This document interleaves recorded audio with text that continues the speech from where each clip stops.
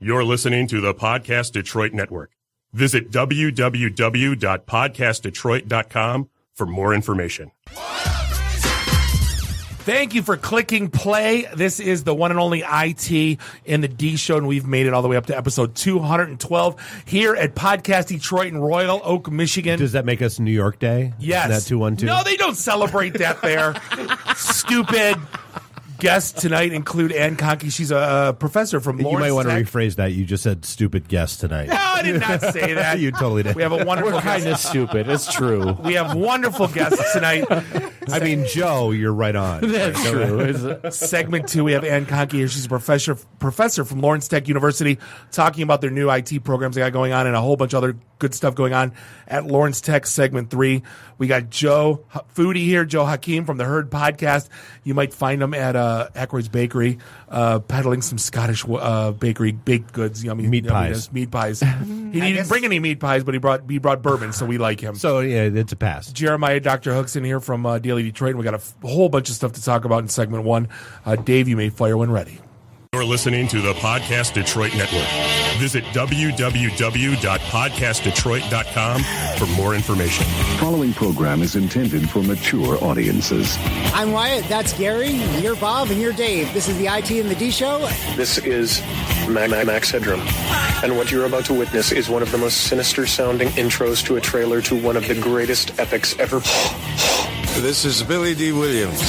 Bob and Dave and I are enjoying a Colt 45 right now. And remember, IT in the D, it works every time. Where do you guys think you are? The Library of Congress? Detroit? Beyond the sun? Any of those right? Take him to Detroit. No! No, not Detroit! No! No, please! Anything but that! No!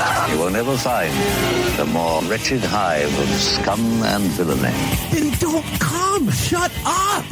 Hi, this is Christy Swanson, and you're listening to the IT in the D Show. And Bob and Dave touch my hoo-hoos. What happens when you tap the angry beaver in the bunghole? Exactly. Come on. Tries. What the hell with this? I'm calling a break. We'll come back to the D Show. This is Guilfoyle from Silicon Valley, and the only two guys I hate more than Dinesh are Bob and Dave. Suck it, guys. What's up, everybody? This is Billy Zapka. Sweep the leg. Listening to IT and the D Show. No mercy. I may have to wipe the beak off. Hi, this is Kelly LeBrock from Weird Science. So, Bob and Dave, what would you little maniacs like to do first? Are we at a break yet? Hey, this is Zach McGowan from Planet Earth. You're listening to IT and the D Show. Hi, I'm Ernie Hudson, and you're listening to IT and the D. All you nerds out there. Nerds. What is a nerd? I'm a nerd, and I'm pretty proud of it. Hey, Detroit, this is Anthony Michael Hall. You're listening to my buddies Bob and Dave on IT in the D. This is Scott Steiner, Big Pump Pump. The IT in the D Show is your hookup. Holler if you hear me. You're in your underwear? I'm in my underwear. Hey, let's hang out. No, I'm sorry, honey. I have a headache. I definitely want to see Bob in his underwear. That's a fact. Hey, everybody. This is Tony Todd. What's happening? You may know me from Candyman, The Rock, Sushi Girls, Zoom, Night of the Living Dead. A lot of pop culture media madness. Anyway, you're listening to IT in the D Show. Business. I'm totally into Dave, but not so much Bob. This is Robert Hayes, the jet striker to my mother. When I'm not hanging out at the Magumbo bar, I'm listening to the IT and the D Show. It's worse than Detroit. Is there such thing as a meat hangover? I love my Monday meat steak. Hey, folks, this is WWE Hall of Famer Hacksaw Jim Duggan, and you're listening to the IT and the D Show. Tough guy. Ho! So, what would you little maniacs like to do first? The question isn't what are we going to do. The question is what aren't we going to do. Ludicrous speed! Sir, had you better buckle up? Buckle this! Ludicrous speed! Go!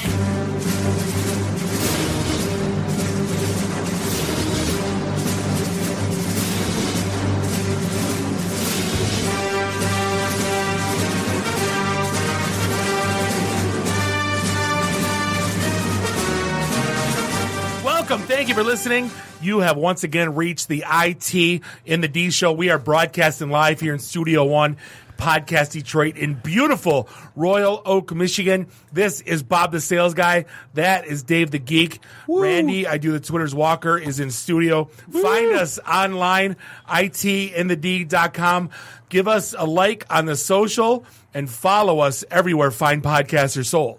Hey, and before we get rolling, so support for today's show comes from Bluehost. Bluehost is a top-rated website provider that powers over 2 million websites. It has everything you need to build a website you've always wanted and gives you the freedom to design your website your way without being limited by templates.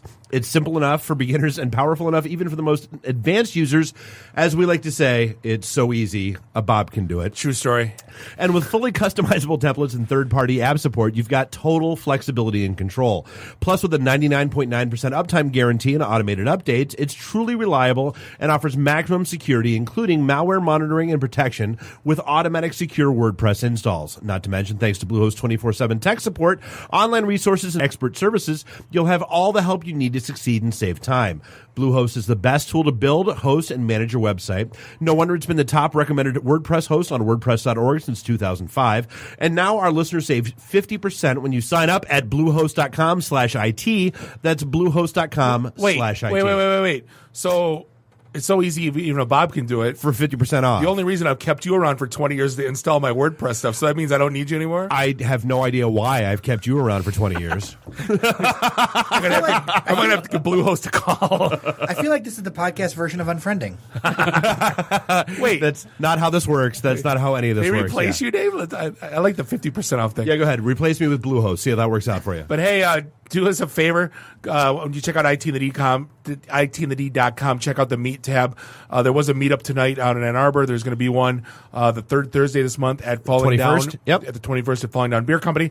And soon to be MEAT, we may or may not have inked a deal with a local purveyor of sausages to make our own Monday Night Meat Sticks. There will officially be Monday Night Meat Sticks. Yeah, exactly. Even though we're revealing this on a Tuesday. What?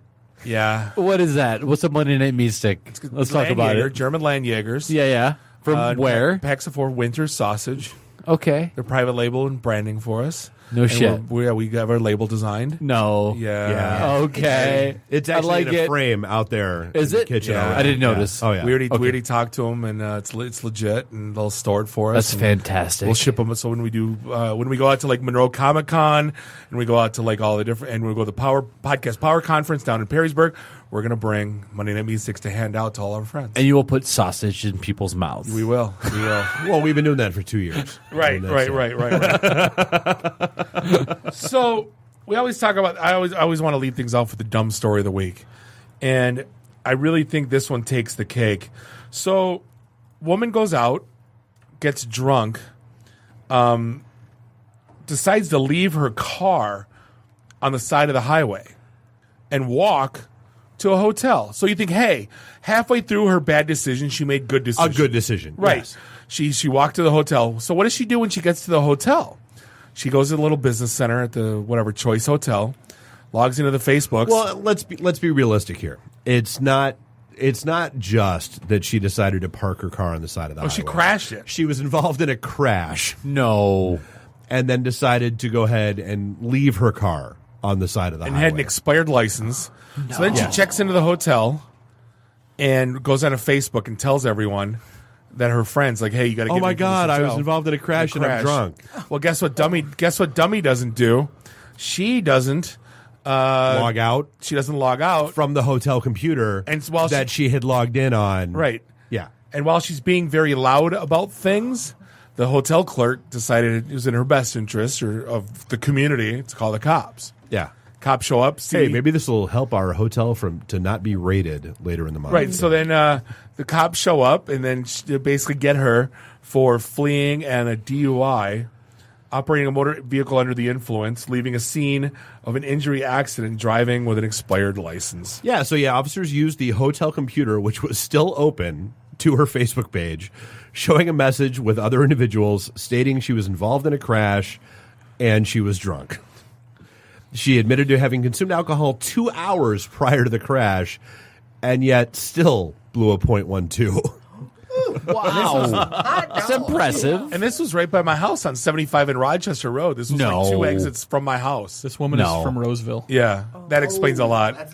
Yikes! You're right. Sorry Calvin. about that. Sorry, all of our fine listeners in Roseville offended by Bob. They only have one hotel in Roseville, so it's like, well, you can't do. That's true.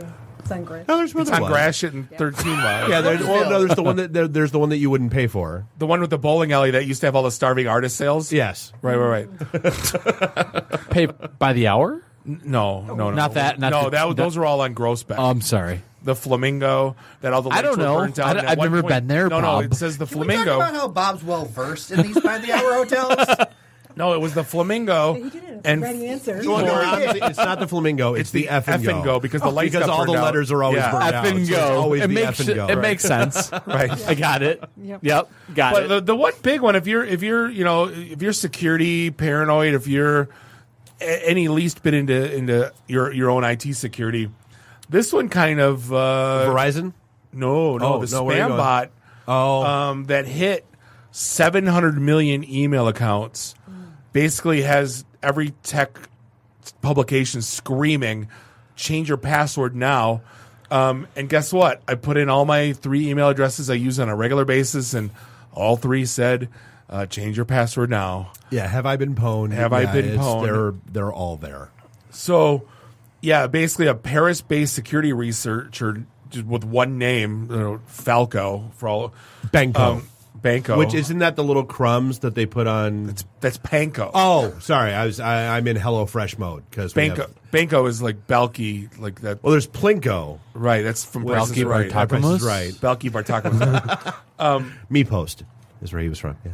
But again, it's one of those things where, what are you going to do? Like if you got a database, I'm talking like to the hacker community right now. Like if you have a database with 700 million email addresses. Yeah, what does that really do? What do you do? Right, like, do you sell it on the dark? Hey, $19 to like everyone on the dark web? Do you send out your own spam to like $19 per email address? Or no, for like the whole database. The whole database? I don't know what is that a database even worth? A couple $1,000? Well, they wouldn't sell it like that. Actually, they would probably try to crack the passwords, and then they can then get into your other. If they can get into your email, they can try to get into your other accounts potentially with that password. Because people are dumb and they use the same email address and password for everything. They do. So, for sites that don't matter, I do. I'm not gonna lie. Well, I'm dumb too. Like I use the same password for a lot my important stuff. I'll have different passwords. My dumb stuff, like True Car. I don't care if you log into my True Car.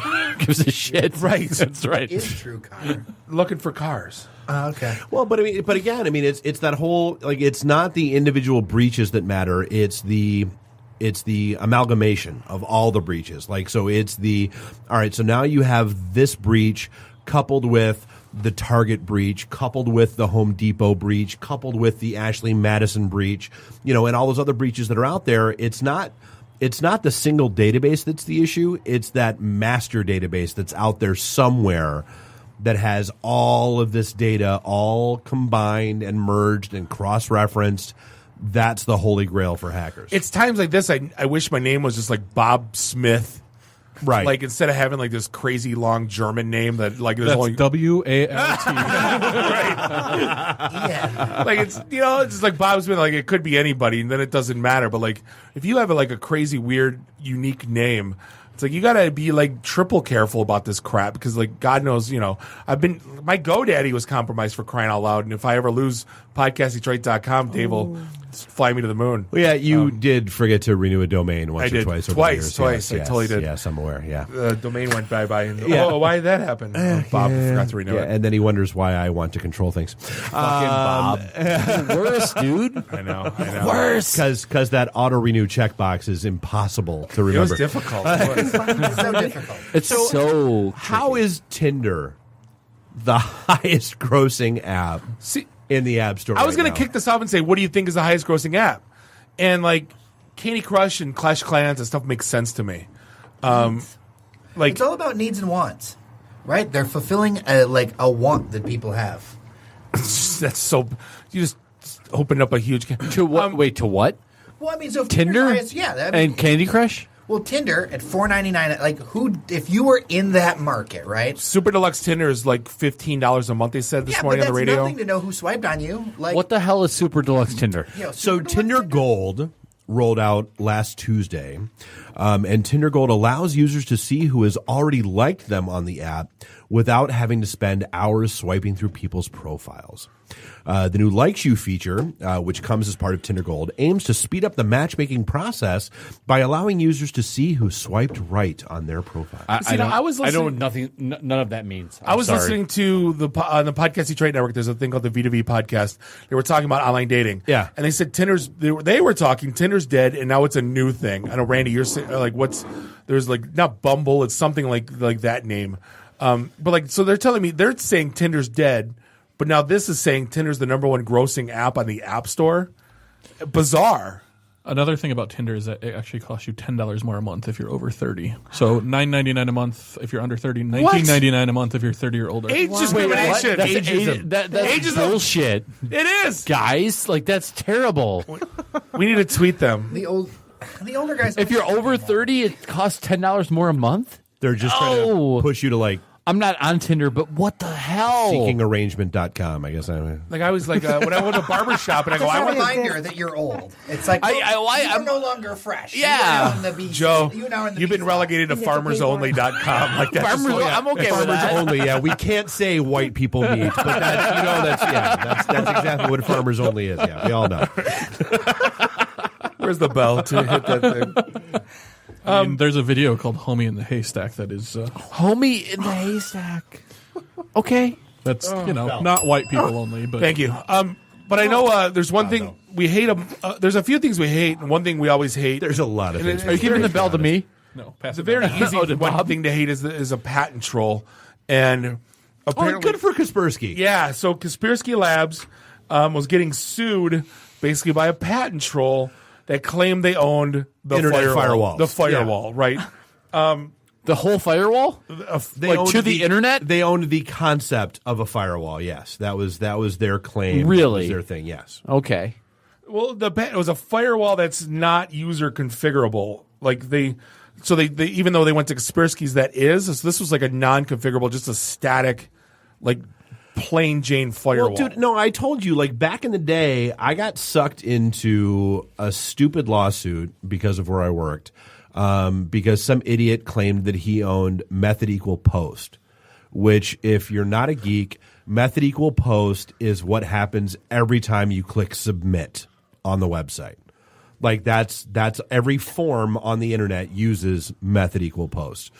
And this patent troll claimed that he owned it, and I actually had to sit for a deposition basically mocking this moron about prior use and all that kind of stuff. And it was I mean, it's a thing, which, again, we're America. You can sue, you can file a lawsuit for anything, whether it's got merit or not. The thing is, like, they make them for like $60,000, $30,000, $10,000 because they want you to. It's a nuisance tax, correct? To pay them and go away. Yeah, if they have their legal involved, like, it's kind of like with the person we know that, to save $1 million client cost him $1 million in litigation. Yeah. So and that's the thing. They said, the patent trolls, his settlement demands kept dropping down from his initial amicable. Then there's air quotes. You can't see that on the demand of $60,000. He dropped all the way down to $10,000. At that point, it's like, come on. And Kaspersky basically said, we're not paying even if it's a nickel.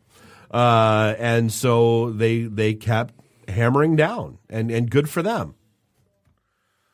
So remember that story, was it 2 weeks ago or last week, about the tool and die manufacturer that paid was it $800,000? Because of the fake invoice? Invoice. So that was here in Michigan. Yeah. Apparently an Edmonton University got hit for $10 million under the same basic scheme.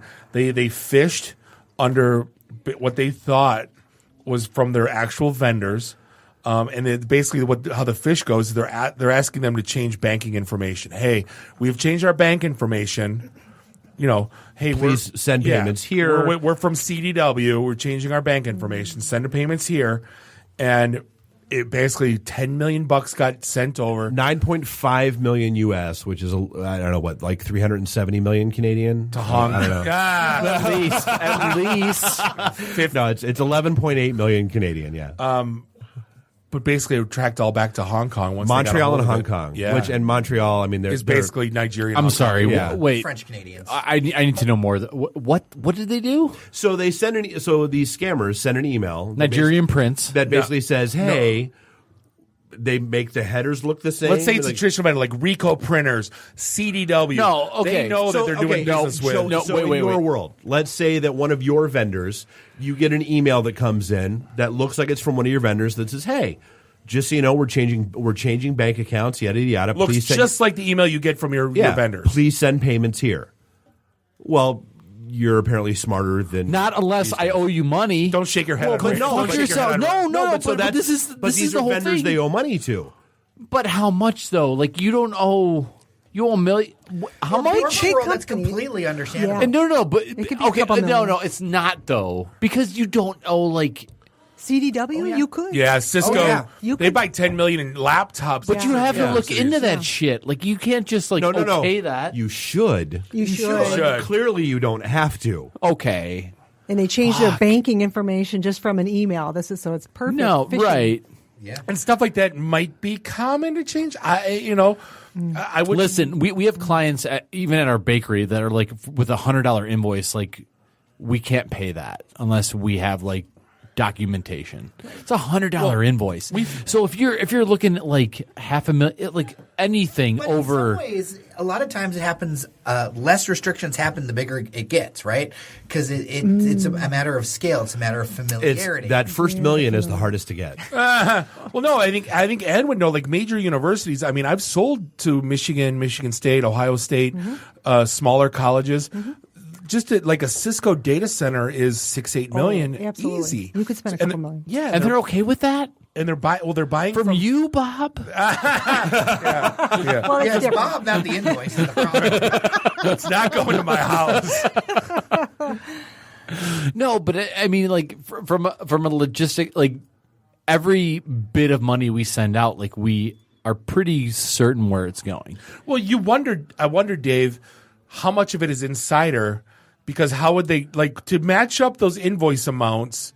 Like that to me, that's how do you know who's a valid vendor? Who's how the valid? Do you know? Right? Yeah. Because if you're coming at it going, "Hey, you owe Ricoh," and we're like, "No, I buy from HP." Right? Yeah. Yep. Like, no, this time they got it right.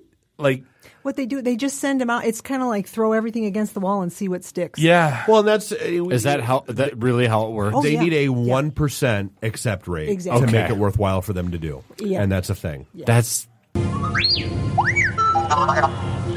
crazy. That's It's terrible. insane. Yeah. That's what happens. So as we were talking about, Tinder, Randy sent out like it is Bumble. That's the one that's going on right now. What's Bumble? It's the one where women have to make the first move. So What does that mean? useless to Is me. it a dating site? Like the men can't reach out to the women. So you're on the completely dating isolated from this. Yes, you're screwed. Wait, what? So because you're reaching out to men? site. Yeah. So you can't reach out to another I don't dude? know. I've never even looked at Bumble Because the women. because It's focused. women first. I don't know. Well, the interesting thing about it is sexist. yeah. That's not market. no. The interesting thing about it is Match obviously sees value and offered him $500 million to Bumble. and Bumble's like, Yeah. nah, nah, we're gonna ride this out. No. Yeah, What? Like with $500 million. Snapchat, $500 million? Yes. Yeah. They're going to write it out? $450 million they were offered. They're going to write it out? Yeah. And they're only 3 years old. Wow. And apparently they've struck gold. Because I mean, if you think All about the kids it, are talking about if it. you ever Like, talk, everyone I know in their 20s who's single, they're all like, Bumble is the place to be. If you- Tinder is not the thing. because You ever add talk to anything. a- like And cuts they off charge you an bros, extra like $30 Stonewall's a bros? month. Right, because apparently if you're over 40. Then why be on This it? is what I heard from one of my single friends in their 20s. The new pickup line is, "Hey baby, let me show you Detroit." No. Yeah, from the Quicken Bros. Yeah. Quicken Bros can show you Detroit. No, They're they going to can't. show They you really can't, two but they- places they and like They go to. then they're going to show you their house. They go to Bad Luck.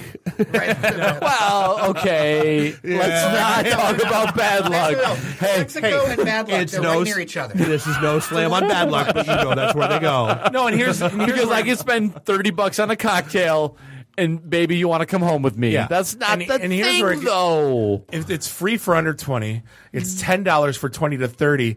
Once you hit like our age, it's $1,000 a month.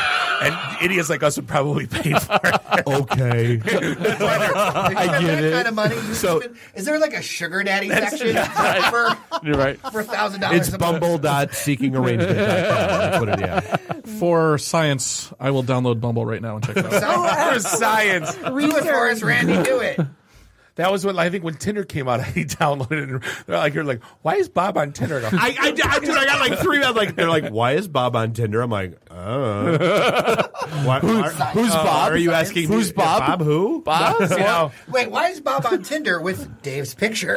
no, one guy put me and Dave. He put our podcast group picture photo. up. The group photo. Oh, group photos are. You should not ever do that, Dude, from back in the old Russell Industrial Center days, there was somebody who was on one of our shows, and we always took But dude, you met him at the Russell Industrial Center. Well, we yeah. know who he is. So- No, we know exactly who it was. And he put our group photo, like the 7-person group photo, up as his profile photo on Tinder. And we're like, dude, like, no wonder you're getting like swiped left all the time. They think it's Bob and I. The group photo, especially as a first photo, is the worst.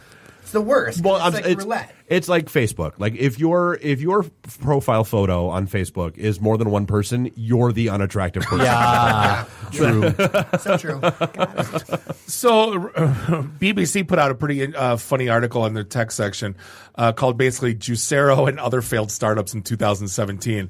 And apparently this thing looks like a big Wi-Fi hotspot, the Juicero.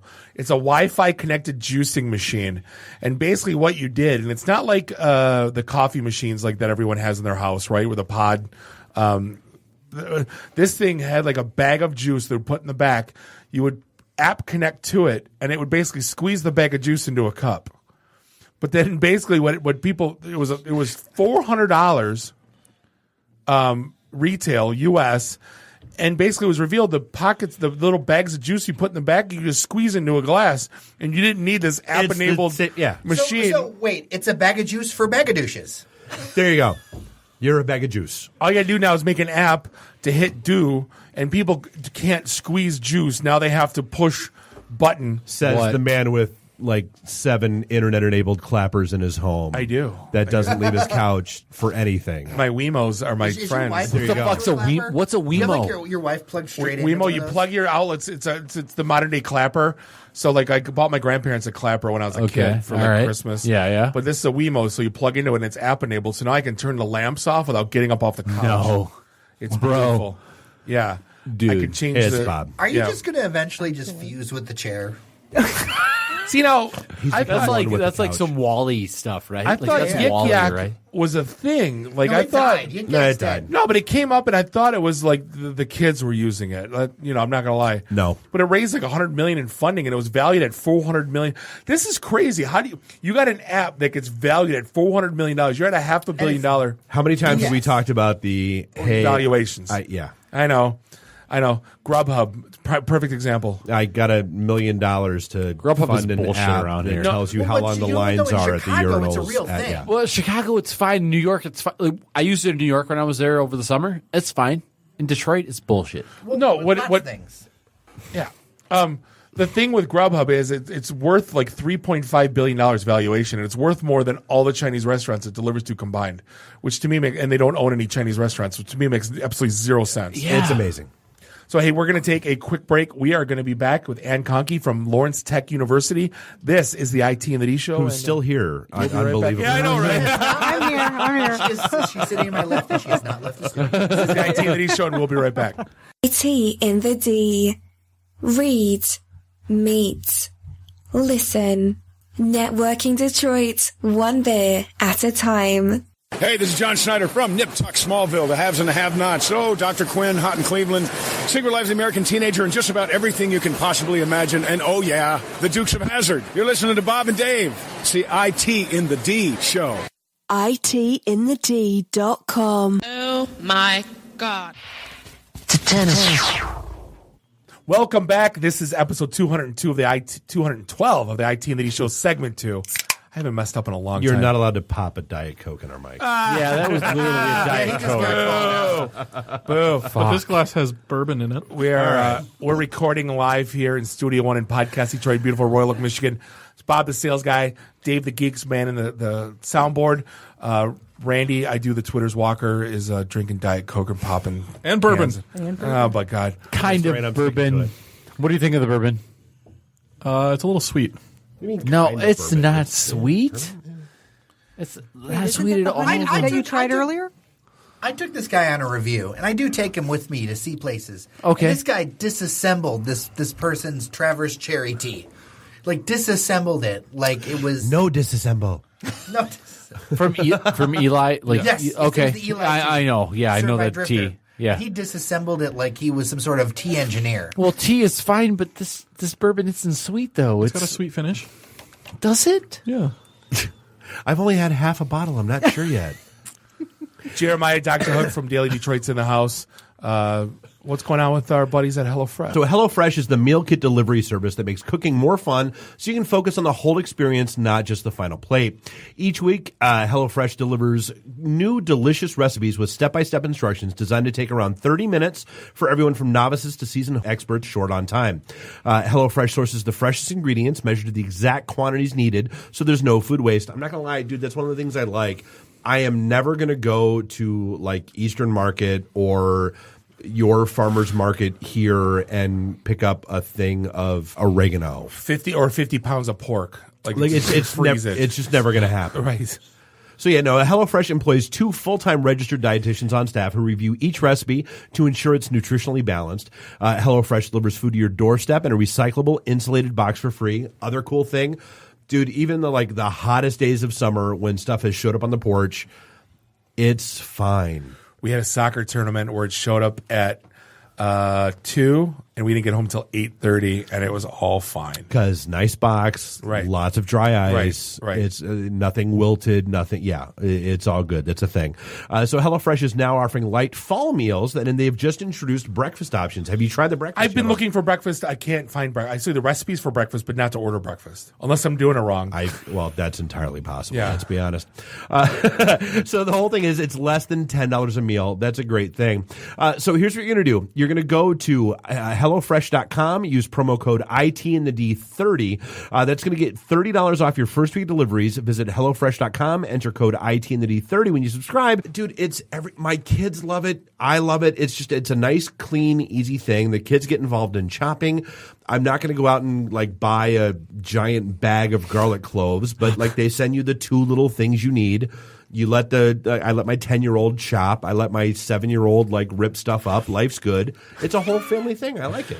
Absolutely. No, yeah, you cut this, you cook that. Yeah, you're allowed to do that. You're allowed to do this. But it's stuff you eat at restaurants that you'd never cook at home. No, never. And it's dude, that's the thing. I mean, it has been recipes that you would, in a restaurant, you'd pay $30-$40 a plate for. But you get to do it at home. And again, it's so easy. A Bob can do it. And I do. And you So can I, the HelloFresh model is fantastic because of what you're saying is that your kids will get involved, and teaching kids to cook and to prep early on.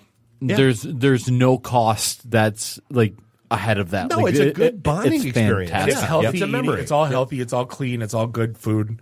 There's nothing, you know what you're eating. There's nothing. Yeah, they're not telling you to deep fry you're not some jalapeno poppers. Right. Even if they were, it'd be okay because it was local and artisanal. Yeah, here's your box from Fridays. No, that's not what's happening. Getting into our guest here, I think this has to be probably the most patient and understanding human being. She hung out for an hour before the show, right? Dealing with all of the chaos that happened therein, talking all of our antics. Ann Conkey, pleasure. Thank you for coming out and hanging out with us. Thank you for inviting me. So you are a professor at Lawrence Tech U, but you said you spent 25 years in industry. In industry, what did you do? Well, I started off actually in IT in the mid-1980s. I worked on a help desk. Okay. EDS was my first real job. It's everyone's first. Yes, Yeah. so that was, and that was in the H. Ross Perot days. Right. So that meant that women had to wear skirts. We couldn't even wear slacks. I don't know if you Serious? remember that.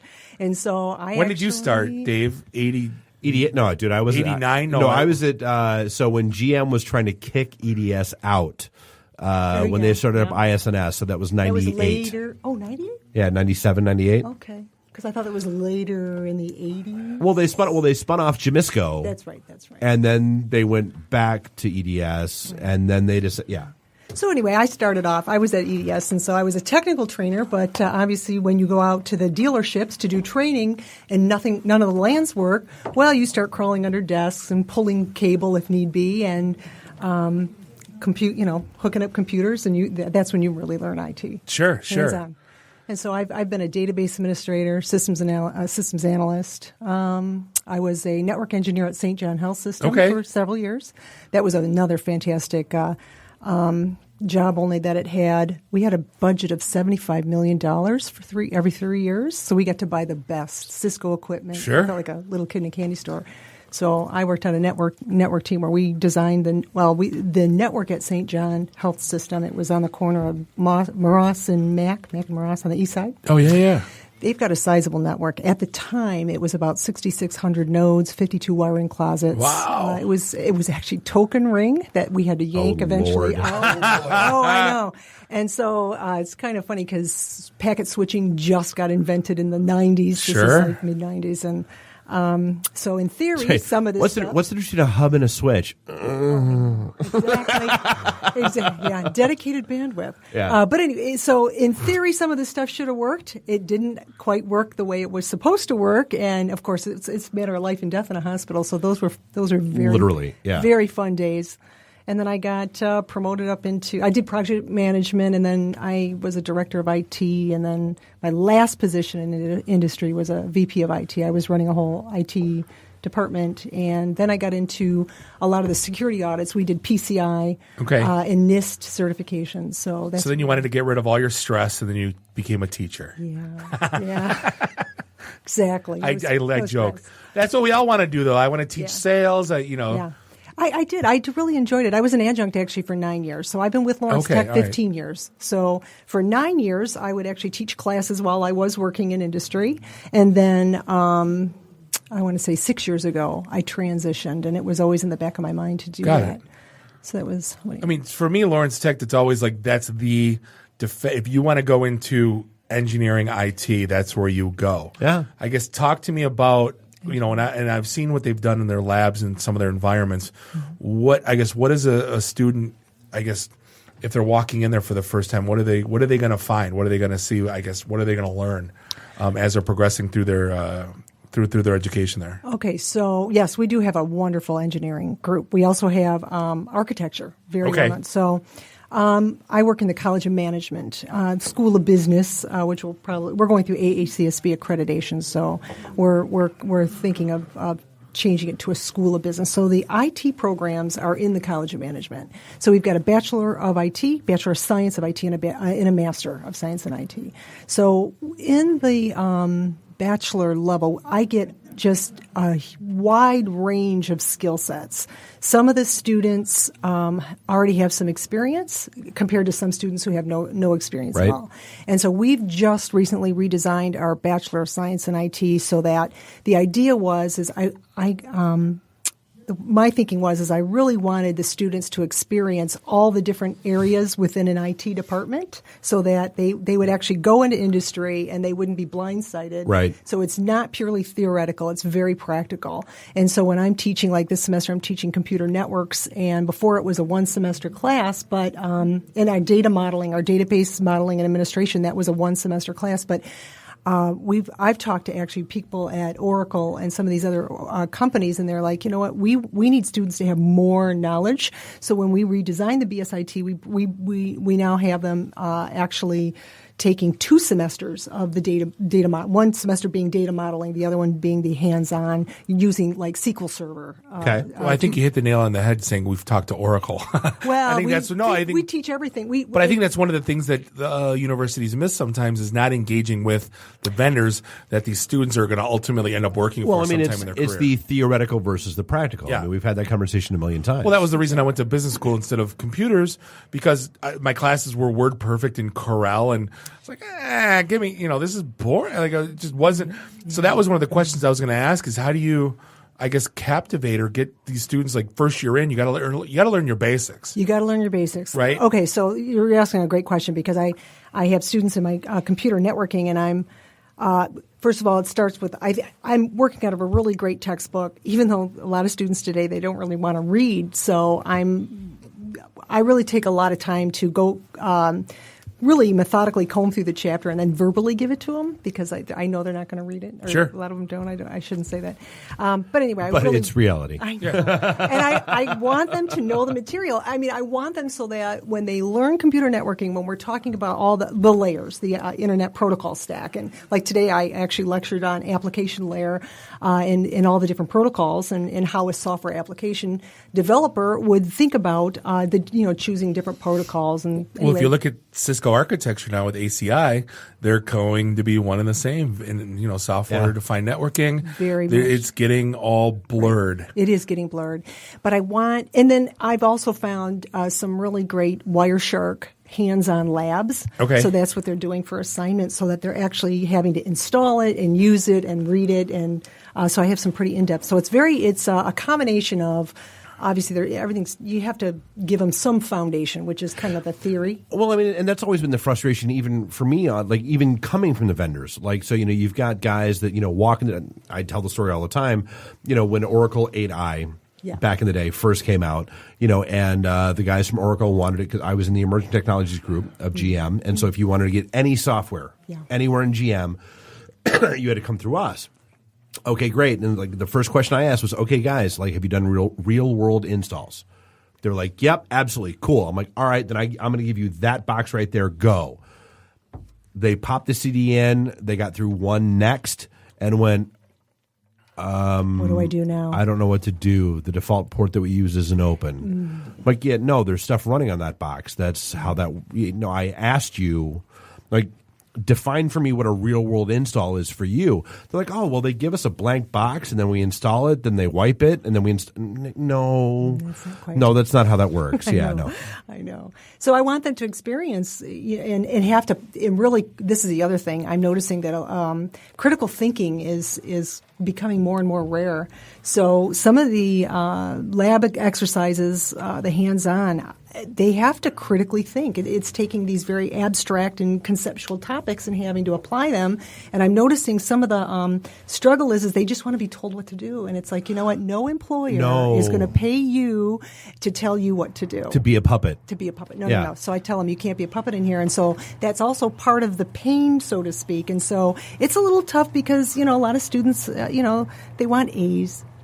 Well, it's like, no, this isn't about A's. I want you to know this stuff. Well, I think that's got to be the most difficult part of your job is because the joke when I worked at Hewlett-Packard and even at Cisco was if you don't like your job, just wait 6 months, it'll change. Yes. And if you look at how networking's progressed just in the last 3 years, how do you, I guess, prepare a student to come out and not be in an antiquated technology? I mean, you have to be at the cusp of what they're going to see when they come out and get into the work environment. I mean, how difficult is that? Well, it is difficult only because you've got all different, when you're dealing with technology, some of the larger corporations, they can pay for the more modern technology. But they're, the backbone of America are a lot of mom and pop shops. Sure. So they're not going to be paying for a lot of this wonderful new.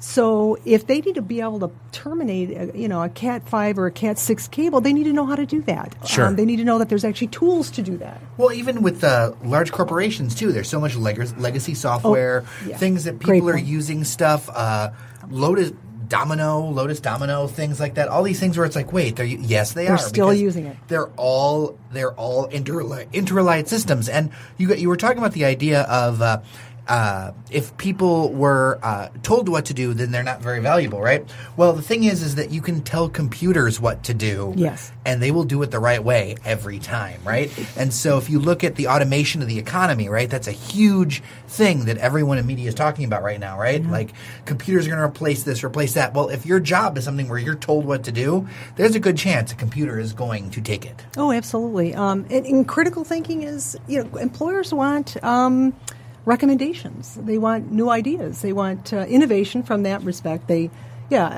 always would say, whether I was actually in industry or academia when I was teaching, I said there's two types of employees in the world. Employees who are going to be giving you recommendations, giving you ideas, asking questions, and the other ones that kind of just sit back and go, no one told me. No one did, so they're not really taking, responsibility. So it's kind of, I actually bring that right into the classroom as well. Right. And, and this is why I like having this conversation, because all we hear about is prepping students or entry-level people for either help desk or for .NET Java development.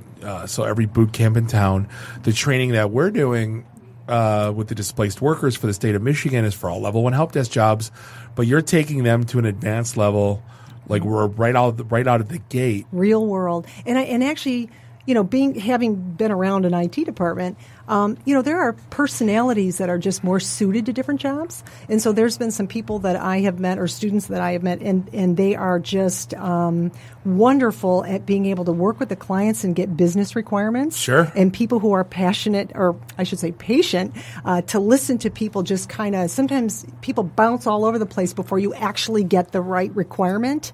And then, of course, right when you think you have them all and you're ready to move forward, there's going to be something that somebody totally missed and forgot. But you need people to be assistant. As far as business analysts, there's other people that are really great in data modeling, taking these abstract ideas, and so you've got these different personalities too. And so that's where I really try to get to know my students and then kind of steer them in what I think that would be good for them, that they might want to take a look at based on what I'm guessing of their personality. Yeah. So going off that, one of our biggest challenges is the I hate people.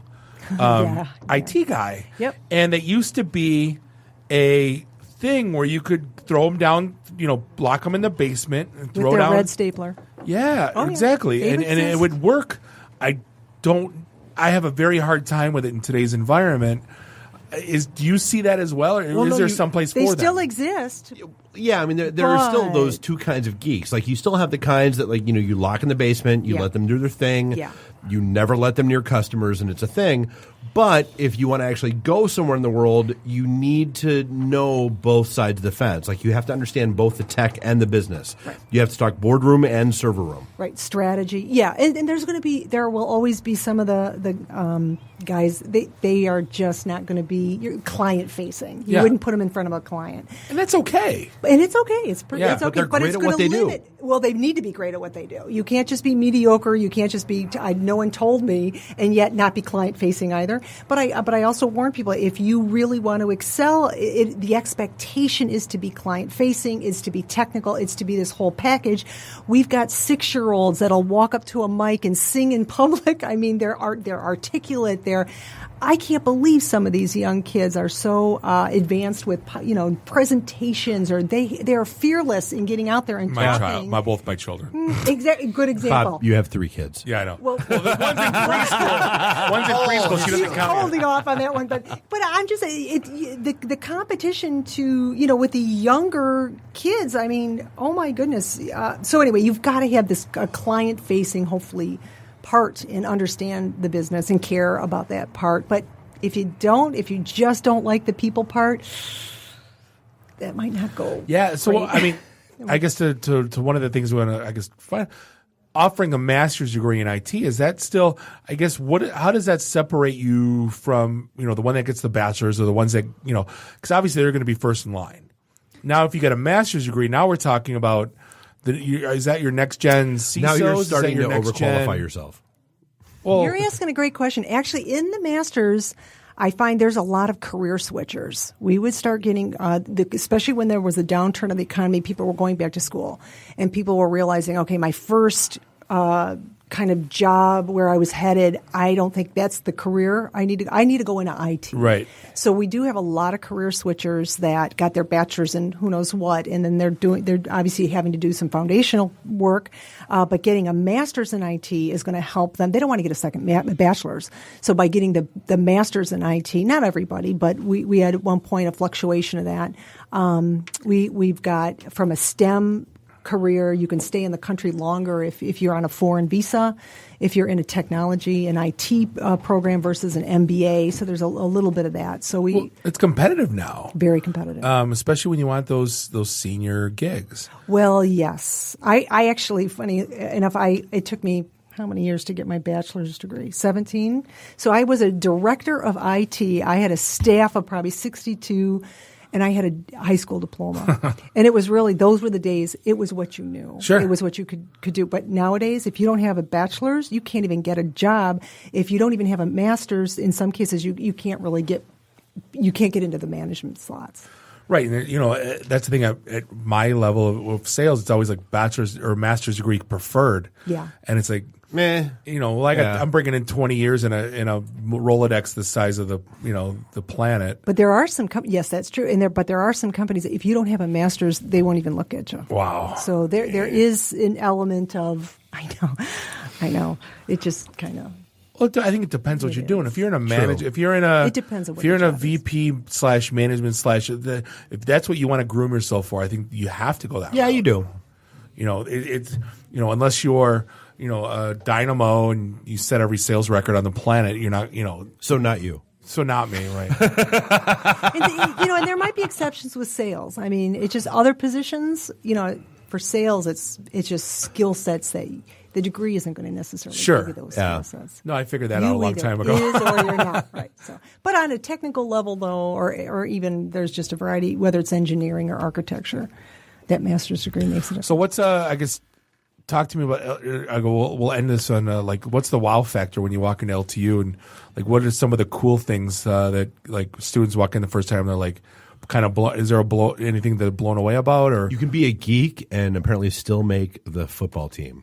Oh, is what I've learned. I'm telling you. Yeah. We have, and again, I guess I've had the privilege of being there 15 years. And so in the last 5, we have had a president, Dr. Virender Madgil. He has made some incredible leadership decisions, bringing in a football team, bringing back basketball. Yeah, LTU has a football team. I saw there's a girls' soccer team. There's soccer. Yeah. The ladies have soccer, hockey, basketball, lacrosse. We've got tennis. We've got all sorts of different sports teams. They are just phenomenal. It's just exciting to see that. We've got a 3rd dorm going up. We have a nursing program just kicked off. So the leadership decisions and some of these things that are happening just in the last couple of years that's a wow. I think it's a wow.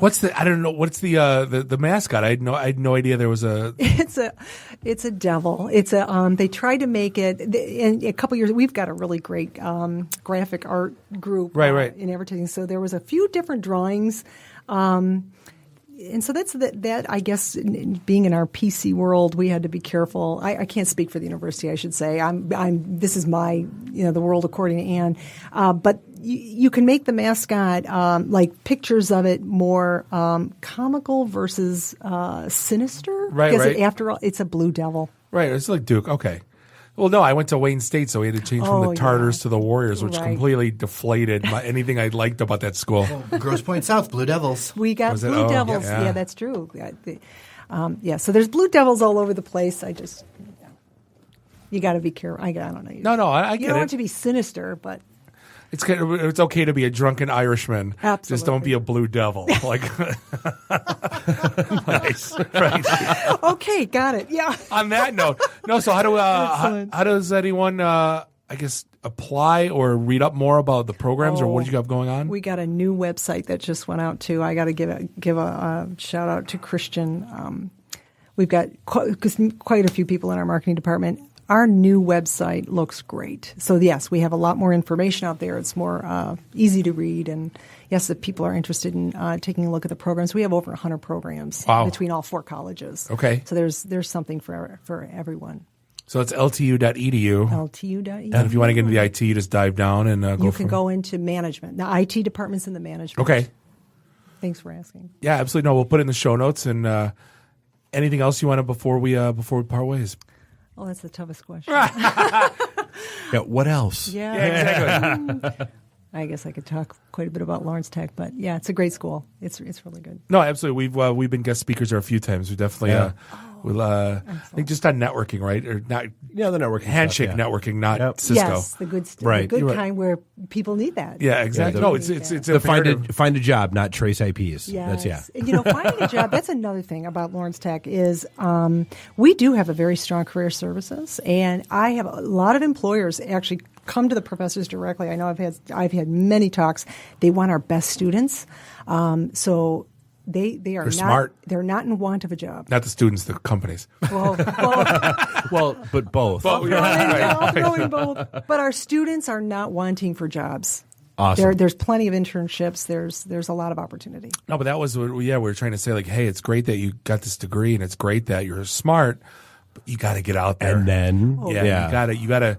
Like the networks, like you're probably the most trusted. Not just going out networking, but networking within your company. But that's hard. I just know talking with, and maybe because these kids are young or I don't know, they just networking. It's a little awkward. So that's why I was telling my students, get out into the LinkedIn, get your profile set up. Sure. Yep. Get out into the IT and the D, find them, and apply for membership or, click on. I did that 2 years ago. You guys accepted me 2 years ago. Right. So that's kind of good. Yeah, some slip through every now and then. Exactly. No, what we say is the worst thing that happens, it's a free event. The worst thing that happens is you have a beer and maybe you watch Sports Center for 15 minutes and then you leave. That's the worst thing that can happen. If that's the worst thing that happens in your day, it's a pretty good day. That's a good day. Right. Exactly. And it gives people place to go. The website has great information. I've been out there. Yeah. So, awesome. Well, Ann, appreciate it. If we want to find you on LinkedIn, Ann Conkey, with a C? Actually, it's Kohnke. Is it K? But I always say Conkey. That's the phonetic. Okay, all right. That's why I got the C. All right. Ann, appreciate the time, and look forward to having you guys back, and definitely appreciate the support for Lawrence Tech. Thank you. Hey, we're going to take a quick break. We're going to be back with definitely now, he's almost asleep, Joe Hakim, Joe Foodie. The eyes are starting to fade. Yeah. Totally. Joe Foodie will be here in segment 3. So probably fewer F-bombs in segment 3. Yeah, I know, right? I didn't know they weren't allowed. I'm sorry, guys. We're going to be talking Detroit. Sorry. We're going to be talking the Detroit food scene. Should be a fun conversation. This is the IT and the D show, and we'll be right back. Oh, you stole my IT and the D. Read, meet, listen. Networking Detroit. One beer at a time. Hi, I'm Brittany Daniel from The Game, and you're listening to IT and the D show. itinthed.com. It was like the third Crisscross song you've played during the breaks. What is wrong with you, Dave? No, I played one before the show even started, and then this one. And he just wants to make you jump. I just want to make sure you understand that Inside Out is weedy whack. Oh, God, don't ever do that again. This is segment 3, episode 212 of the one and only IT and the D show, broadcasting live here in Studio 1 in Podcast Detroit in beautiful Royal Oak, Michigan. Bob the sales guy hanging out with Dave the Geek. Randy, I do the Twitter's Walker, is in the house. And we just Nuri the FNG is off, I don't know, tripping balls somewhere. No, we got news that he made it out of... he survived Burning Man. Yeah, he did He not. was not the guy who ran into the fire. No. But apparently he was apparently on the periphery of that video. He saw it. Yes. That is Jeremiah Dr. Hook from dailydetroit.com. You can find us online at itandthed.com. Read our blogs. Find out where we're going to be on the Meet tab. That's MEET. And then do us a favor, subscribe to us everywhere fine podcasts are sold. And we don't ask for much. Just leave us a review. That's we haven't all we got one ask. in a long time on iTunes. No one loves us. No. Even if they say you suck. We love that. Dude, exactly. 1-star, worst meatball sandwich ever. We're happy. Yeah. Listen to the podcast, So glad Got that's back, by the Diarrhea. way. Huh? Yes, that is. So glad that's back. There's a series of really good episodes, by the way. An unsolicited plug here, but you guys touch on not only the blackfin, but the amazingness and doucheness of hold the on. bloke. Hold on. What Jared's talking about is Dave and The I. other project. Dave and I have a side project. If you haven't been aware of it, called Worst Meatball Sandwich Ever. It goes back to a sandwich board out on the street, Outside of chalkboard. a joint in Brooklyn. It says, come on in and try that worst meatball sandwich that one guy on Yelp ever had. And it became this viral sensation. Funny. And I had We a hate hobby. Yelp. And we hate, not only do we hate Yelp, but I made it a hobby of reading the 1-star reviews like when we would go out to the places we liked and making fun of those people. So we turned it into audio. Let's be form. clear. By we, you mean you and your wife. Right. Not you and I. No, I would not let you read one star. No, I'm not going to read to you. but also like Yelp reviews, like the reviewers on Yelp, like there's an issue of standards, and most of them don't have standards. The one that drives us nuts is I've been going. Hold on, Dave. The one that drives us the most nuts is I've been going to this place for 10 years and it's always been great, but this one time, and now they're leaving a 1 star, like or messed up. Sorry, guys. Sorry, I did. I messed up. Sorry, I apologize. That's messed up. Or the sushi place where people are mad about the burgers at the sushi place, right? Yeah, that's or the vegan menu on a barbecue place. See, that's like you go to Mr. Joe's Chop House and you bitch about the lack of vegan options. Yeah, that's a problem. There's a shrub in the parking lot with your name on it. You're not supposed to be there. My thing is, I can't go to a vegan place and go, "What's your meat option?" No, I'm you gonna throw it can't. out. How's your ribs? Right. Our bakery, people come in and say, "Why don't you have gluten-free stuff?" Well, it's like we literally tell you, like, everything has gluten, It's and if a you walk bakery. through the door, like, do you have extra gluten options? yeah, I would buy those. That's what I'm saying. Yeah, double gluten plus dairy, we have that. So, but don't hold on. Let's set this up perfect. You're listening. That's Joe Foodie. You can hear him on the Herd podcast. It's on Podcast Detroit. Great little show. Basically, Talking about the food and drink scene here in I've Metro become a Detroit. regular subscriber. You and Nick Britsky, Nick Drinks, Jason bartender Weiner. extraordinaire. Yep. Basically talking the Detroit food scene. I've noticed Dave wants nothing to do with this place anymore. Dave K? Yeah. He's like, there's some things that are happening. He's too cool for us. No, he'll be back next One week. of those people like me who starts to dissolve when you go north of 8 Mile. No, he's no. I've heard no. you guys are like, we've had these, like, you guys can't just have stuff. You guys have to. It has to be like the super duper hipster artisanal, like baked by You were Amish bitching monks. about the Domino's pizza that I ordered. Yeah, just earlier you were going into it. I feel like that should just be the artisanal show. So I'm an asshole, right? Like I literally admit, I'm an artisanal. You're the artisanal. What's wrong with Domino's pizza? There's a lot wrong with Domino's pizza. No, hold on. It's a $5. Bring it to here. Like, Bring it to here pizza. I'm hungry and maybe I'm a little high. I don't like. If I was, it might be good. I don't like the thin crust stuff. I'm sorry. That's fine. That's not fair. a thing. Yeah, and I'm just saying. All right, that's well, not hey, so you know what? you're When super Giordano's comes to town, they're all you. Giordano's wait. screw itself. No. Wait. Wait. Let's talk about that. Wait. So we're gonna get buddies. We're gonna get Giordano's on the Herd podcast, so we're going to talk to them together. Hold on, Jared. We're going to talk about Chicago style versus Detroit style, and we're going to talk about that shit because that's something that's important. Jeremiah, are you like Giordano shouldn't come here because it's not Detroit enough, asshole? No. Giordano's pizza is more appropriately a casserole. No, it's a quiche. It's a quiche more than a casserole. Well, first off, when you get Giordano's, you want to make sure you put on a snorkel because when you dive into it, it's so full of like sauce and crap. But the reality is, what's the reality, Jer? You just broke this podcast. I did. Dave. Why is Dave laughing so hard? I mouthed something to Dave. Snorkeling in a pizza? Is that a thing? That's a problem. Totally what it was. Absolutely. Jared, not just diving into something My greater point. saucy and wet. No, that's not a thing. I'm good. Go ahead. Is that going to be? Is that going to be beef? The Hummer now. What's wrong with the pizza? Like, no, to me, I don't. So here's my problem. Why the hell isn't Buddy's downtown?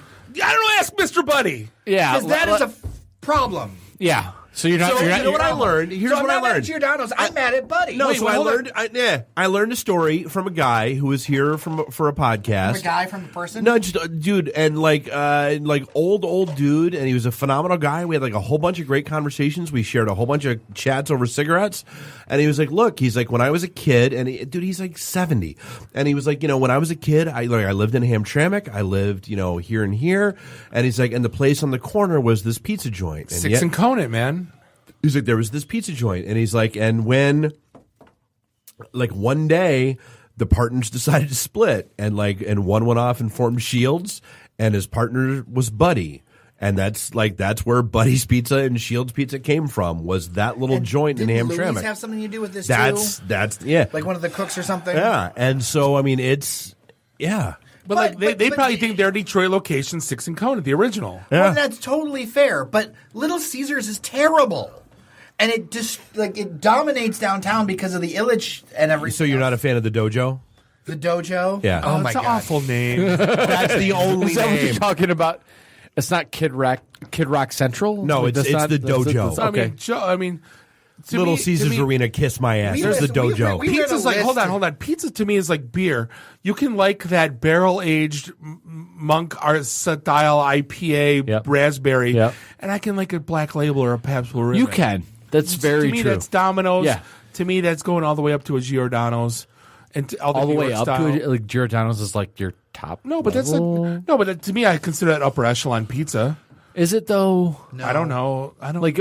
I mean, we're looking at Sapinos. We're looking not at even like among Chicago pizzas. I don't even think it's upper echelon. But we're going to lose our mind because in Detroit, on the internet, we lose our absolute ever-loving minds anytime anything national comes here because we're so desperate for attention. But Jer, it's terrible. But Jer, it's terrible. You keep telling us that Detroiters hate chains. No, I will tell you Detroiters love chains. The internet will tell you they hate them. But that damn Applebee's parking lot is full every damn night. And there's a reason. We don't want to admit it, but Detroiters in general, I mean, I remember there was this fad on the internet for a while. It was like an inside joke. Like the thing that'll save Detroit is a cheesecake factory, right? And people still feel that way, right? Because it's like a chain is validation to some folks that you're a real Soda thing. Sopa, man. Whole Foods going to save all of us. But here's the thing, right? Like, so the article in Cranes last week, or 10 days ago, was like millennials are killing chain restaurants. Well, I mean, every outlet has written that story. Well, okay. But that's fine. Every outlet has written millennials are killing X. X, Right. right. But however, right, Applebee's can't survive on doing the shit that they keep doing. Bennigan's, you look at every single Didn't restaurant. you guys just have a whole bunch of Applebee's stuff in here last We week? just talked about it. It was terrible. Applebee's was bad. Like, the food wasn't good. It was nonsense. Like, I'm not gonna brown. lie. I kind of like the brownies. They were good. We didn't even try the brownies. We didn't get to them. They were good. They were good. But if you look at the indoor malls, they're all dead. You got to have the outdoor spaces like at the Village. That you can bring Partridge your Creek. anxiety dog to. You're right. But if you look at like TGI Fridays, like when I worked at Budweiser in the 90s, you were 3 deep at the bar at the Fridays on my Hall and cousin- Shaner. Like that was the hot spot at 4:05 on a Friday. And it's- Good God. And you and I are like 5 years apart or so, and my cousin's 5 years old. It's same thing. Loved the Fridays, loved all of that stuff. That was like the hoppin' bar spot to be. Yeah. And in that distance, like from your like mid-30s and down, it's like people would not be caught dead. But in nothing's those changed. places. Nothing's changed at those places. That's the problem. When you don't evolve, when you don't change to the taste of the what's coming up, you fail. You lose. And I think that's what's happening right now. Or when you try to change and you do it like inauthentically. Yeah. And you're just like, oh, we're going to offer 4 craft handles and a shitty craft cocktail. And then like we're still going to deep fry some cheese. Right. That's not what you not look what at people want. Red Robin. Oh, sorry, Jared. Red Robin was always like, didn't they call their bartenders like master mixologists? I It was don't know. so corny, man. And it was a kid's place. That's not a thing. The word mixologist ever since it came out. And so do bartenders. Bartenders hate Dude, that word I too. was a bartender Yeah. for a while, and like Yep. that's why I hate it. I'm like, But Dave, you hate people. I hate a lot of people, but we Jared and I talk about the great like paradox of my life is run a networking group with 8,000 people. Hate people, but no. So I mean, it's like as a bartender, like you're there to do the web stuff. I like all the people. Actually, making drinks is such a small part of your job, right? Like so, okay, like you can be a friggin' master alchemist if you want to. But if you suck at interacting with people, which is what I found the vast majority of mixologists do, you're half psychologist. You suck. Yeah, but if you have to like deal with people on like a psychologist level of like, dude, I want to hear your problems. I've said, well, not only that, but I've said it a million times. Like everybody in the IT industry should be forced to be a bartender for like 6 months at a minimum, because it makes you learn that. Okay, that person at the end of the bar that says they don't want to be talked to, but they do. really want to be talked to. Do you ever go to New York? I went to a Smith and Walensky's, which at the time they weren't here, so it was cool for me to go. It was like 10 years ago. Okay. That was like going to a Broadway play. Those two bartenders played the crowd like a fiddle. It was like watching Cocktail. I was going to say, was it like Cocktail? Yeah, it was like Tom Cruise and the British guy, whatever the hell's name is. Like, it just put on a show. And there wasn't a show of throwing bottles around. It was a show of interaction and making it was engaging. It was you and I being bartenders. Right. Oh, my God. Right. But a small... One night a week only. I can't handle any more than that.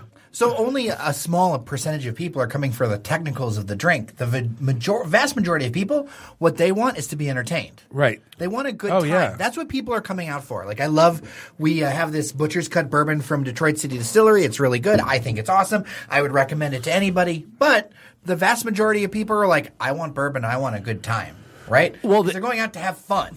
And also the other side of this, and we talked about this on Herd Podcast is with Mike Forsyth, who is an owner, is that if you look at the back of this bottle, it says age 1 year. And the immediate... Well, they haven't been around that long. Exactly, but the immediate kind of reaction to that is like, well, I want the 10-year age, those whatever. Those are total crap. Don't force me to be snooty. Yeah, Right. well, and this is the I need a issue. 25 year. Right. And or it's like, I want Pappy on the label. It's like, no, that's not a thing. Like, you want to spend $100 on a Pappy label? Or Can we be honest for a sec? Yeah. We did the Pappy flight. Yep. Skeptical Dave was not impressed. I still haven't had Pappy. I don't care to have it. Oh, no. Kessler's This better. 1 year what did we do? Detroit we did bourbon? the 12, 16, 18? 18, yeah, it was $140. Yeah.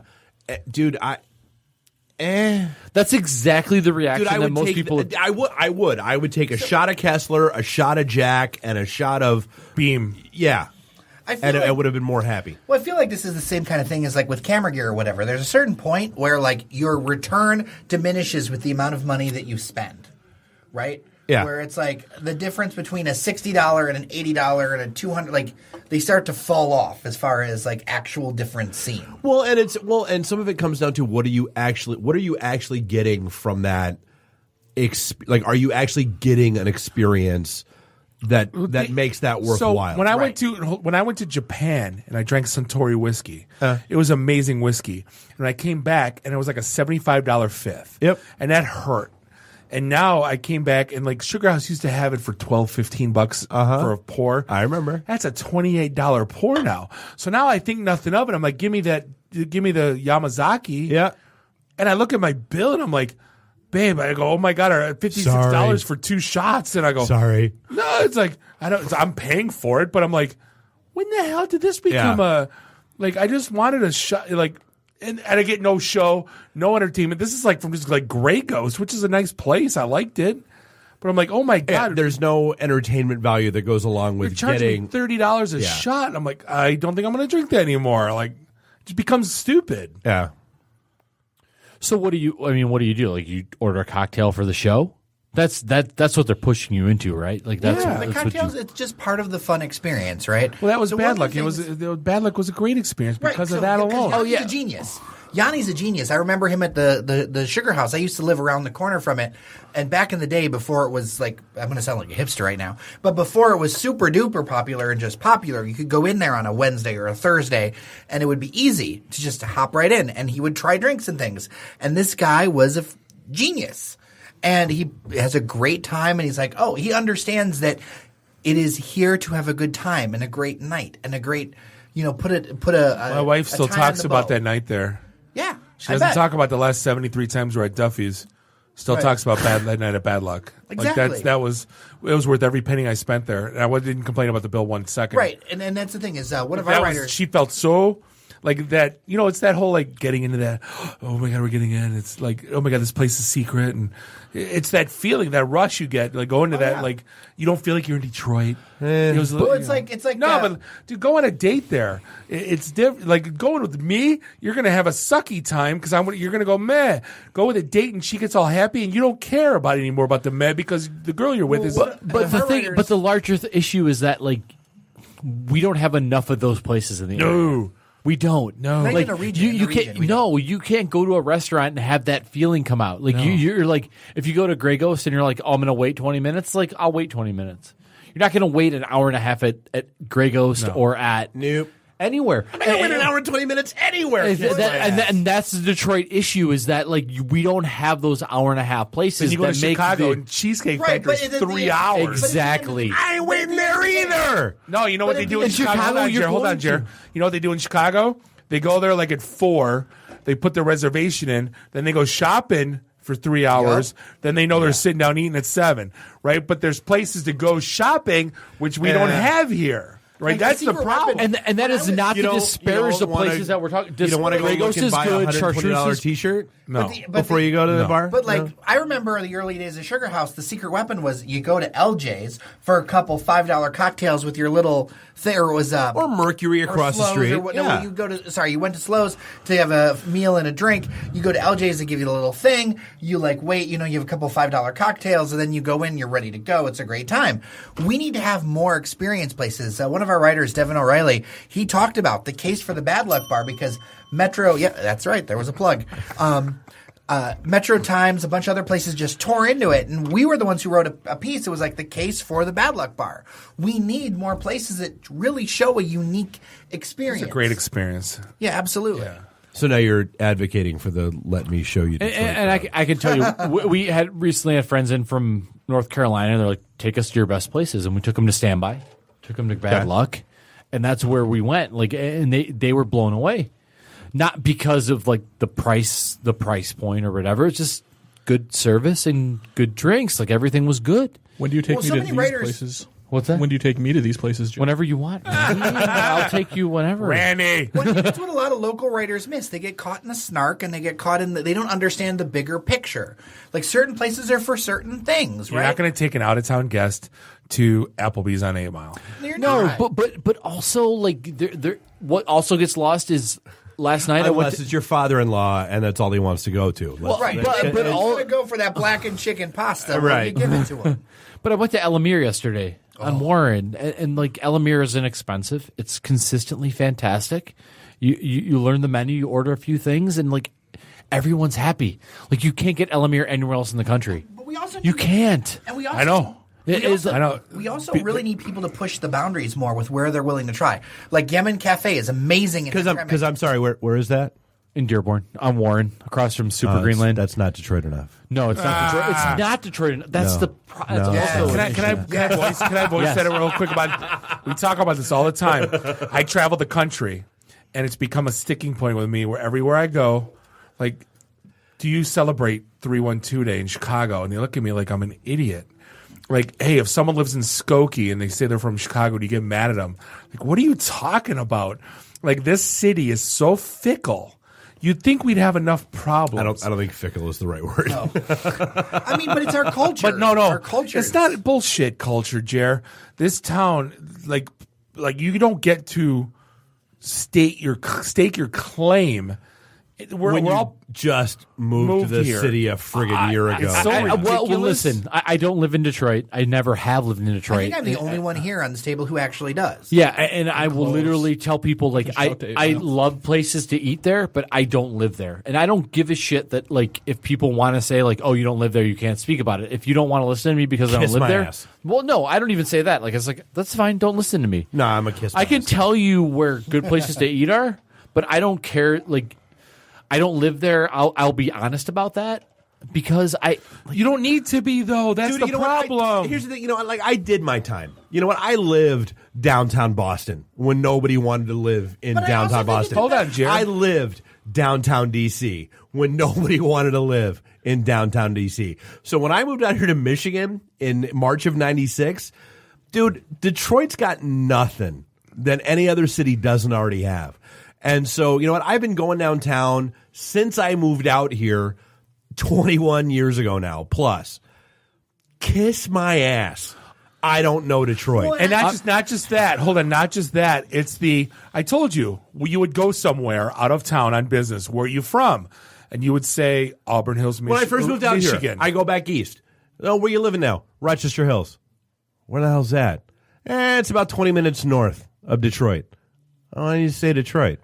I'm not allowed to because the residents back of then, Detroit, back then that wasn't a thing. Well, back then you didn't want to because you'd get fart Yeah, because faced. back then it was Detroit. You fart carrying a face. gun? I understand. It depends on the topic, right? Like if we're talking about intimate socioeconomic issues of whatever, then you need to have some experience with that. If you're talking about what restaurant you like, then it doesn't matter. Like there's no logical reason to play this. There's not even a logical reason to play this Detroit versus Wait, hold suburbs. on. Mike Dennis waited 3 hours to sagebrush in Lake Orion.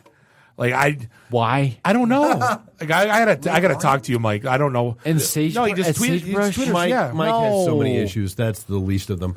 Come on, But no, dude. So, like, and honestly, even screw you with the intimate socioeconomic issues. Because again, walked through this in Boston. Walked through this in D.C. I was the gentrification guy that moved into Southie in Boston. I was the gentrification guy that moved in, that bought a house on Capitol Hill at 13 and C in Southeast in D.C. Kiss my ass about this socioeconomic bullshit. We like to think that everyone else has. You think Chicago doesn't have South Side? And we're not. All these things other cities went through 10, 15 years ago. But that's Bob's point, is that kiss my ass that you're unique. Kiss my ass that you think that this is like a unique, that Detroit is so effing special, that this is the only place that has these issues, that has this identity, that has this personality. No, you're just the only one that has this frickin' complex. I think the issue larger than that is that Detroit wants to, there are people that have seen this happen elsewhere and they want that to be fixed. And that's the issue, that's the difficult part. But then they complain. But then they complain when the stuff gets fixed. I know. That's the paradox going on right now. Get it. Is it's getting tugged from both sides. The guy bought a building at the end of my block that's been vacant for 20 years, and he's not putting in the kind of business that I want. I know. I understand that. Both sides and are pulling. it's a tough struggle because they're carrying up. They're protesting buildings getting torn down that they didn't give a shit about for 30 years. But these aren't issues of torn down. It's an issue of like bank financing, and the issue that comes up a lot, especially in the industry of food and beverage, is that like the issue is people of color or like females versus males don't get enough money. The issue is not, and I think it's more complicated than that. It's that people in our industry of food and beverage don't get enough money because our industry doesn't produce the margins that are wanted by banks. Right. And the issue is not necessarily color of skin, and I don't know if this is like totally true, but I feel like we've tried to at our bakery at Ackroyd's, like trying to get money. It's like they're like, you guys don't. Is Dan an owner? No, Dan's not an owner. Boo. It's different spelling. However, they're like, guys, like you don't produce the margin that we want as a bank, and it's like, well, then they look. They don't say like, you're owned by a female because we're owned 100% by a female. It's like, are you guys like gonna be owned by a white male because we'll give you more money? Then that's not a thing. Or we're not like, oh well, we're owned by a minority. Like, are you gonna be owned by a minority soon because then we'll give you more money? Right. That's not a thing either. It's just that we don't have the margins to produce for them. We're like, we want $500,000. They're like, oh, well, where's the money you're making? Where's your 60% margin in the first 2 years? And this is the thing. When they look at bars and restaurants going 3 to 5 years, and then they change. They basically are like, shit, we don't want you guys because there's so much change in your industry. So let's transition real quick into some happy talk. I try to hit all the new places. I want to find out what's good, what's not. For some schmo like me that goes downtown 3 days a week that isn't Detroit enough. Where's some cool, like I haven't eaten at Townhouse. I mean, there's a few places I haven't eaten at. Okay. What's legit and what's hype right now, like in terms of, let's go in the 7-2 and right around. Okay. So I'm going to be perfectly clear with you. I am like a, consistency over what's cool guy, right? Fair. I'm not going to tell you what's necessarily in Detroit. I like Corsi's in Livonia. They make great pizza all the time. It's fantastic no matter when you go, right? I like Katoy before it was Chikoy, which isn't like George Takei. Before it was Yeah. the correctional facility right. that it is now. Right. No, and I haven't Or been the back. electrical substation. Yeah, George Decoy. They're changing Kobo to Boko. Based, so it's not bad now. Go with it. It's Like, Obak. Yeah.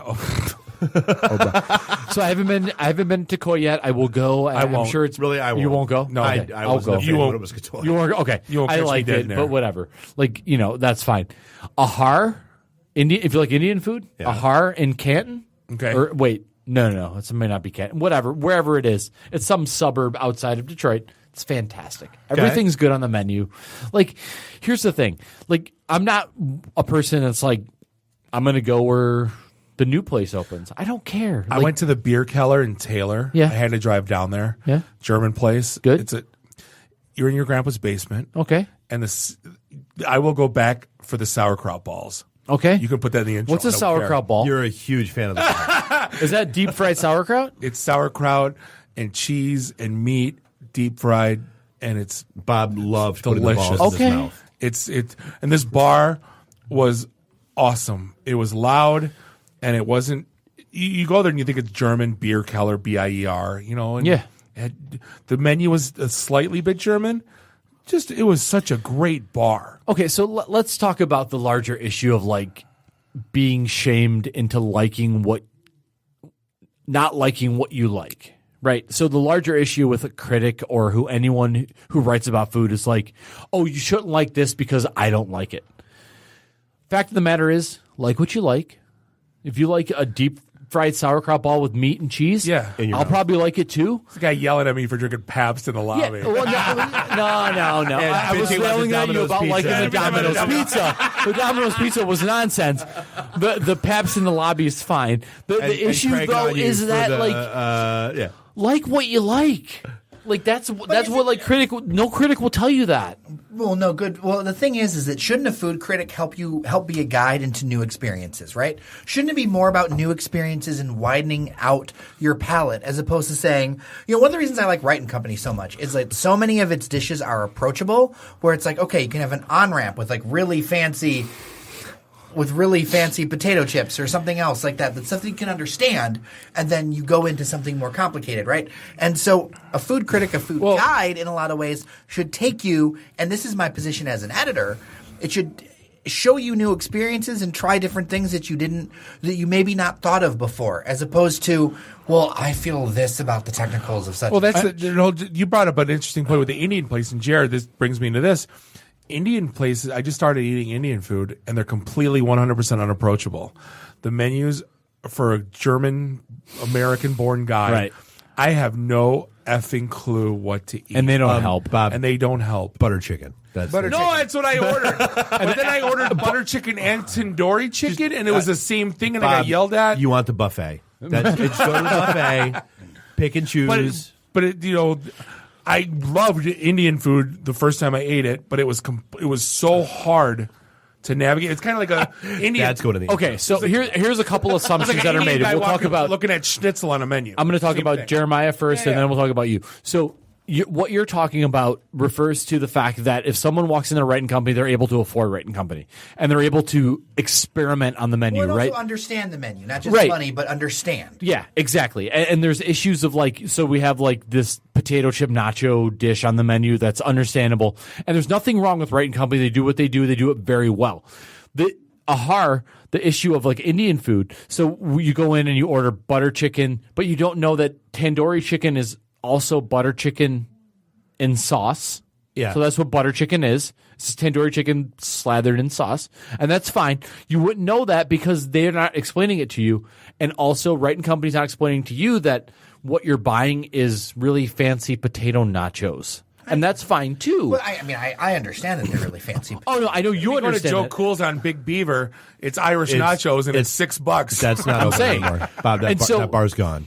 Joe Cool's? It's gone. It's gone? Joe Coolski's is gone? Last time I drove That was by, great. it was gone. Dang. That was a look. It's it's a mattress store now. Oh, yeah. boo. Yeah. So the thing is, we try to have this veneer of not really explaining what is happening, and I think in terms of like the service industry here, like we'll be much better off if we just like are honest about shit. And I think that's some of the pretentiousness factor is, well, if you don't know, then why are you here? Well, this is Detroit. This I is get not it. Chicago. This is not New York. There needs to be on-ramps. That's just the reality. Well, but dude, I've said that about One-Eyed Betty's and like a lot of the huge microbrew pubs. Like, how do you have a menu that's like an 8.5 by 11 or like 8.5 or 11 by 14 sheet of paper, and you don't have a simple, hey, dude, look at Hopcat. If you like Bud Light, here's what you want. That's Hopcat. Like we have 130 drafts. Like, navigate that shit yourself. Yeah. That's exactly, and that's my point. Betty's is so much better than them, but also like Hopcat's like, oh well, here's your 100 draft list. Navigate it and order something and hope that it's good for you. That's why I like the B. Hold on, Jared. That's why I like BFD. Yeah, I got 65 on tap, and if you don't know, they know. They know, and they're going to tell you. I like Bud Light. Oh, we're not going to judge you for liking Bud Light. Like, okay, cool that you like that. Silently, we will. Well, but we're gonna direct you. And this is the issue that Sugar House had when they opened. Sugar House was like, oh, you like a Bloody Mary? Well, we don't do vodka, so go yourself. That's not the thing. Sorry about the F word. However, they're like, now we're gonna fix that, and we will point you in a direction that we can do, and right. So that's about evolving. But I get but that's sales 101. Hey, I don't have, but I have. Exactly. It's also, Dave, we talk about this on Meatball. Know what you're going into when you're going. If you go to a brew pub, don't ask for Bud Light. Don't go. Right? If you go to a country bar, don't bitch about country music. If you go to a Polish bar, don't bitch. No, they don't have accordions. They had a networking event at Falling Down Beer Company, and I couldn't get a glass of wine. You can have your preferences, but be open to suggestions. That's the key to all of this. Have your preferences open to suggestions. Wasn't that like life in general? Well, of course, but like so many people are cut off from that, right? Like this is why Kid Rock for Senate is a thing, because they're like, we're going to be cut off from our suggestions, and we're going to be cut off to opening Detroit restaurant or all of that. Like it's like, oh, I'm going to have Southern food that's made in Michigan. No, you're not. You're not going to have really good Southern food at a Kid Rock restaurant. You're not going to have that. Go to Cracker Barrel. You might have your try. I'm sorry. Like that's it. Like you're better off at Cracker Barrel. Dude, the best story. I got to tell a story. We're in Perrysburg, Ohio for a soccer tournament. Which we're going to in at the National Park. Right. Yeah. We go to Cracker Barrel for breakfast, and my wife gets grits and gives my 3-year-old a spoonful of grits. That kid sat there for 10 minutes with chipmunk cheeks going, and wouldn't swallow it, wouldn't chew it. And it was the funniest thing I ever seen in my life. She's like, every time we're like, what are you doing? She'd just shake her head. It's like watching a dog with a grape. Oh, food. No, that's a ball. It smells like food. It was like me and Applebee's. Like, wouldn't spit it out. I could laugh my ass off. But it like reminded me so much of this conversation right now. Just a mouthful of like, get it out of here. The larger issue falls on the people waiting on people. So like us in the service industry side, it's like, let's talk to people. Let's listen. Let's try to figure out what they want and what they need. And if it's not what we want to serve them, like let's switch course and serve them what they want. Well, but it's kind of like isn't it about serving customers? Whatever that's what I'm saying. In business and whatever, like your job is to serve people. Everything you get in life, even if you think you're some sort of solopreneur, which is a buzzword or whatever. Stop! Don't ever. What the hell does that mean? Nothing. Don't. But I'm a CEO of a company of one. Stop! Get out! Stop talking. Is that Rodan and Fields? I'm sorry. Is that a thing? Sorry. But that's exactly the point, right? You get everything from other people, and you need to be open to. If people don't understand what you're doing something wrong. Not necessarily wrong, but you have to explain it better. It's Telway. They do coffee and Coke and chocolate shakes and burgers and onion rings. And fries. Yeah. And that's Telway's good. And that's it. It's great. Yep. But that's it. And if you walk in there asking for tacos, they're not going to make it. And if you ask how's your pizza? Not going to make it. Right? Just know what you're going into when you go. Right. Like I think that's 90% of this is what, like, you just can't. The foundation of worst meatball sandwich. Well, here's the thing, right? So we have this bourbon from Detroit City Distillery. If you went to Detroit City Distillery and asked for wine or beer, I'm like, we don't have that. Are you going to give them a 1-star review because of that? No, People do. Some people I would. know they would, and that's the problem. Like if you they only had 1-year age bourbon. Well, it's like that's all they're serving because it's what their own. They're not serving a 10-year age bourbon because they don't have it. They haven't been around exactly. Right, and this these is are the why I hate problem. people. I can't wait 10 years to start my business. You're going to have the 1 year, and hopefully you'll like it. Right. And then you'll come back, and then the 2 year. Right. And then you'll have the 3 year. When my business is 12 years old, you'll have the 10-year-old because then I made money to be able to... Right. To let stuff lay around in barrels. Right. And that 1 year was pretty darn good. It was. Joe, how do we follow you on Instagram, and how do we listen to the Herd podcast? There's so many places to follow me. Joe Foodie, at The Hungry Dudes, at Herd Podcast. Herd Podcast. H-E-A-R-D. Yeah, not cows. Not cows. Colin. Not cows. No. Not Colin Coward. Herd, like in the kitchen. Understood. If you're into Understood. that stuff. Herd. Joe and I still own we co-own the World Championship of the millionth beer drank at Clubhouse BFD in Rochester Hills. We do. Yeah. We should take a photo of that. We tonight. fought. Do we have? Is it here? No, it's at my house. Yeah, you co-own Sorry, it, but Jason. it's at his house. Sorry, Jason. Yeah, exactly. Yeah, you co-own it, but he brought it home. We fought about that. Well, yeah, it's cool, but we own it. I'm okay. We have to go to Beer Fest and take pictures. Yes, that's on your task list. Oktoberfest is coming up. Let's wear the belt then. Yeah, we'll do it. Oktoberfest is coming. But hey, Joe, thank you for hanging out with us. Yeah, appreciate. Dave loves you for all the F-bombs that he's going to edit out. You're welcome. So this episode should be out by, I don't know, next Monday, Tuesday. The way things are going. I'm sorry, but hey, we're gonna wrap things up for episode 212 of the IT and the D podcast. We'd like to thank our sponsors, Bluehost and HelloFresh. Thank you for keeping the lights on. Always. Thank you to Dr. Hook Jeremiah from DailyDetroit.com. Probably the best place with just not He's the garbage. best self-plugger this side of Backbench. That too. No, but for every publication that's out there. Where's the bell? Where's the damn bell? Randy got that. I was trying to be nice to Jer. And then thank you to Mike Dennis also says Joe Coolskis is still there. The mattress store is next to Five Guys. That's what he said. So I'll take his word for it. I need the Irish nachos. Looks are I good. don't trust his judgment. But on behalf of myself, Bob, and Dave, do us all a favor. Drink up your drinks. Get your phone numbers. You don't got to go home. You just got to get the hell out of here. And try that. What? Oh, no. Wrong show. So you'd rather do that show than this show nowadays. I take it. See you next week. Drive careful. Beat it. The emergency destruct system is now activated. Conan, what is best in life? To crush your enemies, see them driven before you, and to hear the lamentation of your women. Long live Flash! You've saved your life. Have a nice day. I have come here to chew bubblegum and kick ass. And I'm all out of bubblegum. Nice shooting, son. What's your name? Murphy. Make the run. The run. Game over, man. It's game over. It's over, Johnny. It's over. Nothing is over. Nothing. You just don't turn it off. I can't say no, and I don't really want to, so. Well, especially with the back doors open. Yo! Hold up!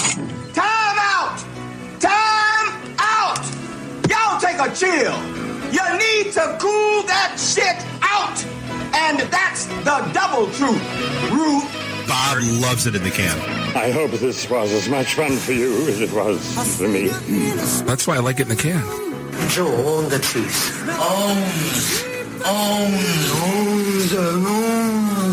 Spare me. My job is to make sure this program is morally upright and cultural and wholesome. Shut up, Mimsy! Shut up, Mimsy! Shut up, Mimsy! Why would Buick put their cars next to the Bentleys? Why? That's not marketing. The alphabet. It's brilliant. Yeah, I can't take that position. That analogy sucks because it's right. Because you're getting your 8-track tuned up. Are we at a break yet?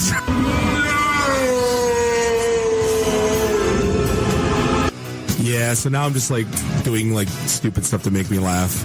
venture capital is not the end game. When are we going to talk about me? Jane, you ignorant slut. It's my show. I can say what I want.